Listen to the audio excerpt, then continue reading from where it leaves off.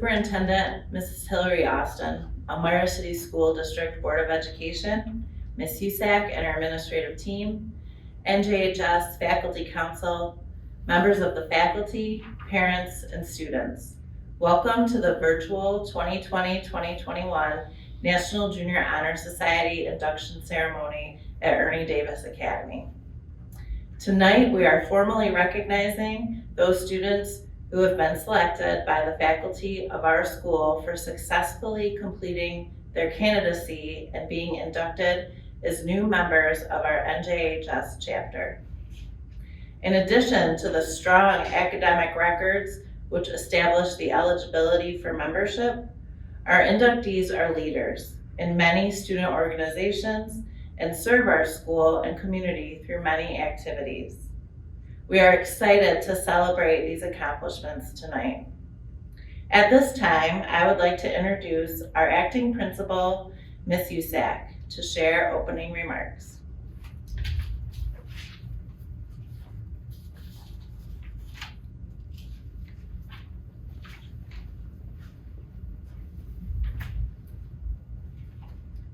Thank you, Ms. Wichtowski. Good afternoon, Ernie Davis Academy students, parents, and families. This is a very special day for all of us. Today, you will be inducted into the National Junior Honor Society. Being inducted into National Junior Honor Society makes each of you a champion. On behalf of the Ernie Davis Academy administrative team, our teachers and staff, we welcome you to this evening's induction ceremony for National Junior Honor Society.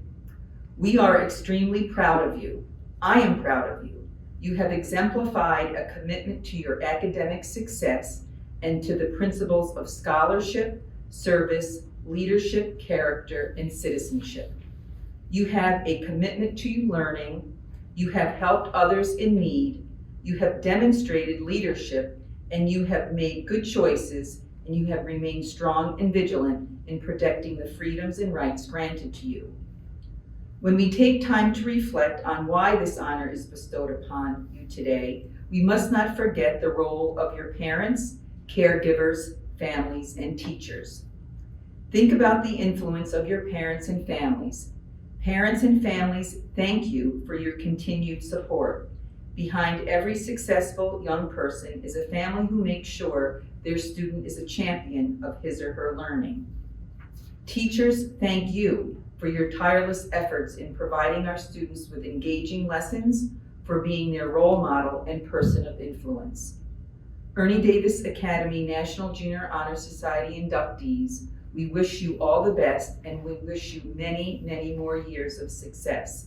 Tonight marks the start of an incredible journey. Now it gives me great pleasure to introduce Mrs. Webster, advisor of Ernie Davis Academy's chapter of National Junior Honor Society.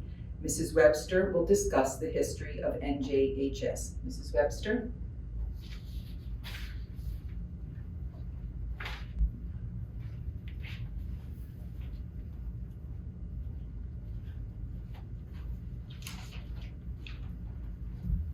Thank you, Ms. Usack.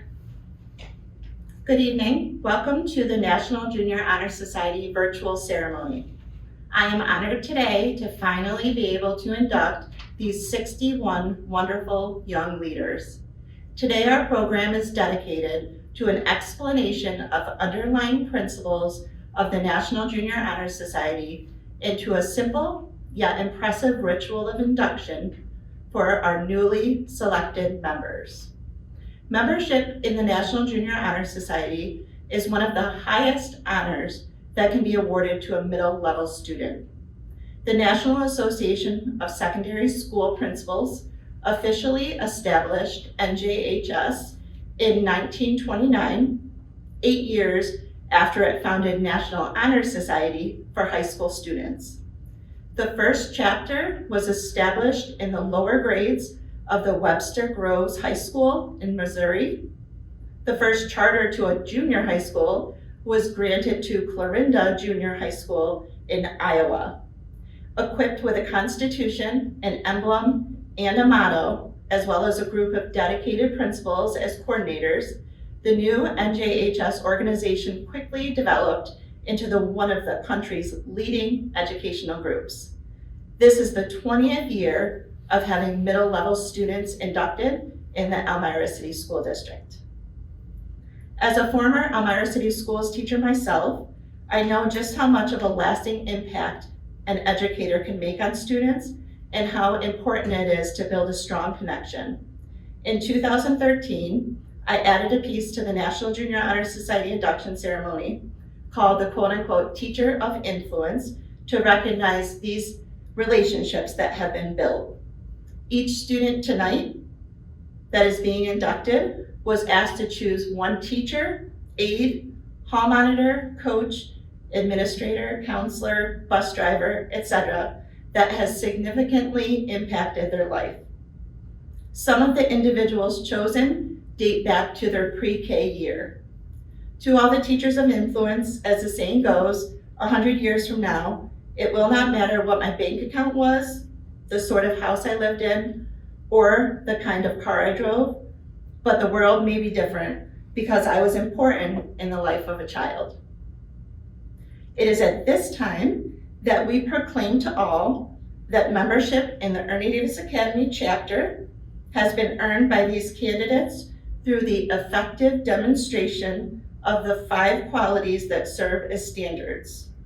The Faculty Council will now review these for the candidates.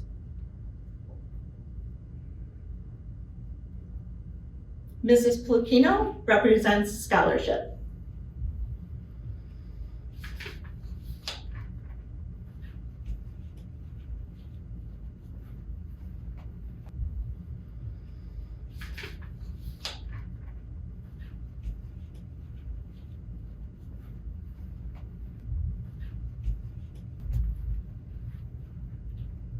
Hi, congratulations to each and every one of you.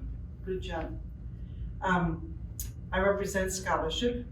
Scholarship means commitment to learning. Certainly each one of you have demonstrated. A student is willing to spend hours in reading and study, knowing the lasting benefit of a cultivated mind. We should continue to learn even when formal education has ended, for education ends only with the end of life. Knowledge is one great element in life which leads to the highest success. And it can be acquired in only one way, through diligence and effort. Again, each of you have shown that. Learning furnishes the lamp by which we read the past and light which illuminates the future. Candidates have the charge to continually expand their world with the opportunities inherent in scholarship. I have a quote from Mark Twain, and he said, "Anyone who stops learning is old, whether 20 or 80. Anyone who keeps learning stays young. The greatest thing that you can do is to keep your mind young." And now I'm going to introduce Mr. Waters, who represents service. Again, congratulations.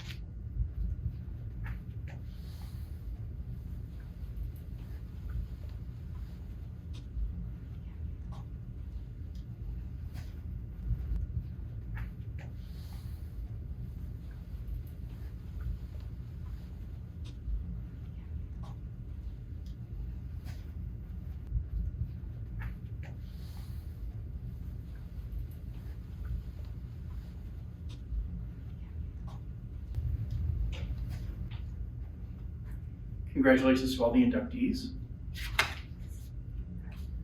I represent service. Service can be established in the routine of the day's work, where many opportunities arise to help others both at school and in the community. A willingness to work for the benefit of those in need without monetary compensation or public recognition is the quality we seek in our membership and promote for the entire student body. We are committed to volunteering our time and talents to the creation of a better tomorrow. In the words of Winston Churchill, we make a living by what we get, but we make a life by what we give. Mr. Marino represents leadership.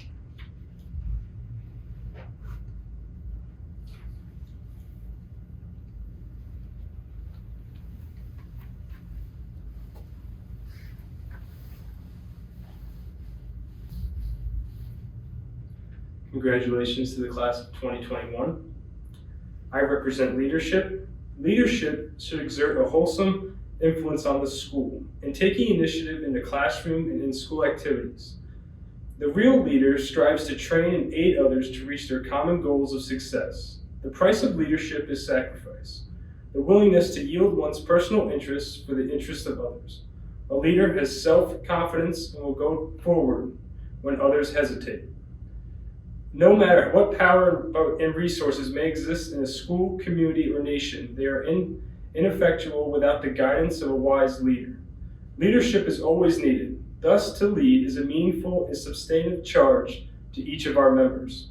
Vince Lombardi was a famous football coach for the Green Bay Packers who once said, leaders are not born, they are made. They are made by hard effort, which is the price which all of us must pay to achieve any goal which is worthwhile. Again, congratulations. Mrs. Parsons represents character.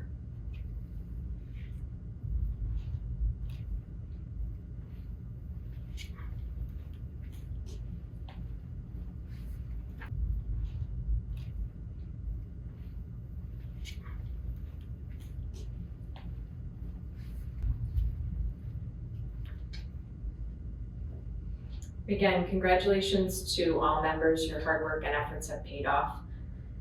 Character. Character is the force within each individual which distinguishes that person from others. It gives each one individuality.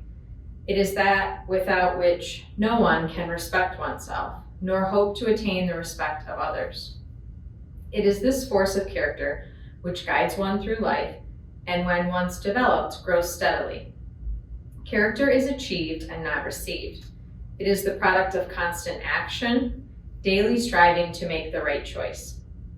The problem of character is the problem of self-control. We must be in reality what we wish to appear to others. By demonstrating such qualities as respect, responsibility, trustworthiness, fairness, caring, and citizenship, we may hope to prove by example that we truly value character.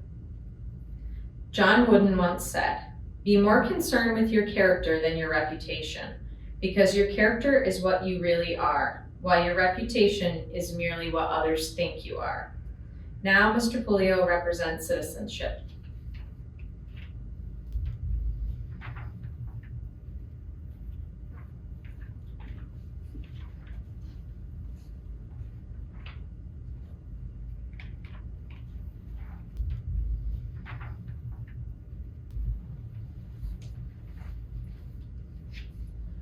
I represent citizenship, the obligations each member of our society faces to live up to the democratic ideals given to us by the founders of our country.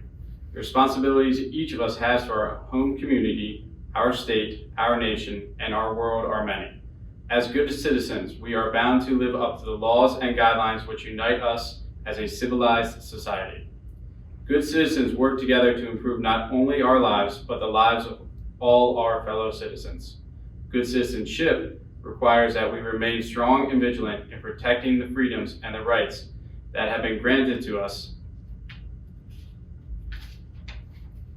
and in preventing injustice from entering our lives.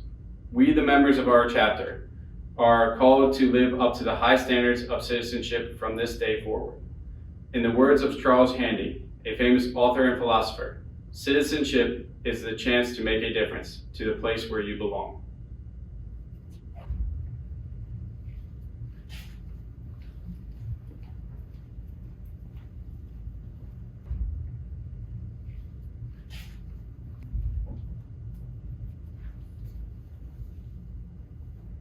Thank you to our faculty council. Mr. Brucey, assistant principal, will now state the 5 constitutional obligations of all duly selected members.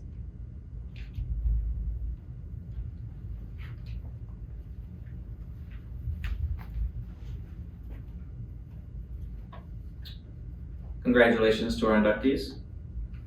The first constitutional obligation is maintaining standards, Article 8, Section 1. Once inducted, members are expected to maintain the standards by which they were selected. This means keeping a 90% or above overall average, as well as demonstrating character, leadership, and citizenship.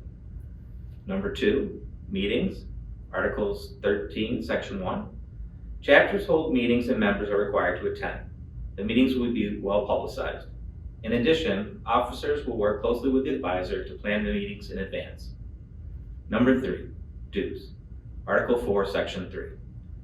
Chapters may ask that active members pay annual chapter dues. This amount cannot be more than $20 per year. However, for those students that are incapable of paying, it will not be held against them. Number 4, chapter service projects. Article 14, Sections 1, 2, and 3. All members are required to participate in the chapter service projects that are organized. We understand that at times you will have other commitments. Those should be discussed with the chapter advisor ahead of time. Number 5, individual service projects, Article 14, Section 4. In addition to the service projects that are set up for the entire group, members are also to engage in additional service according to their own talents and interests. Each year, you will have to complete 10 more hours of community service and submit it to the chapter advisor. And now, Ms. Usak will offer congratulatory remarks to the new members.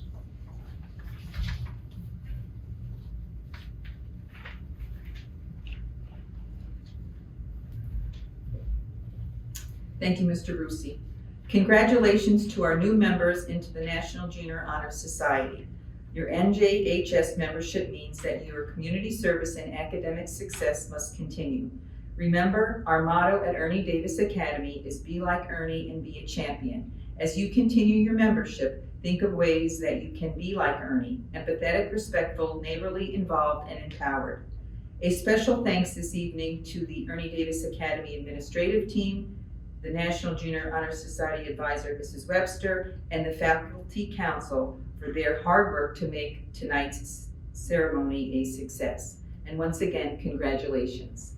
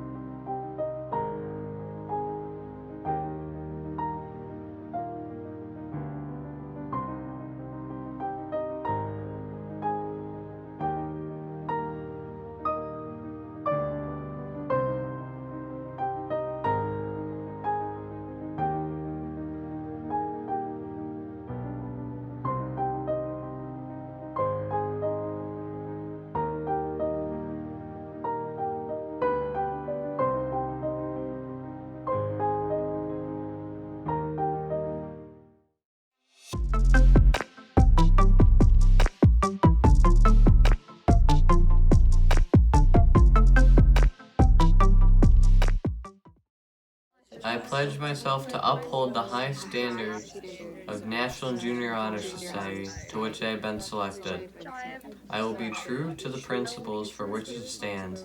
I will be loyal to my school and maintain and encourage high standards of scholarship, service, leadership, character, and citizenship.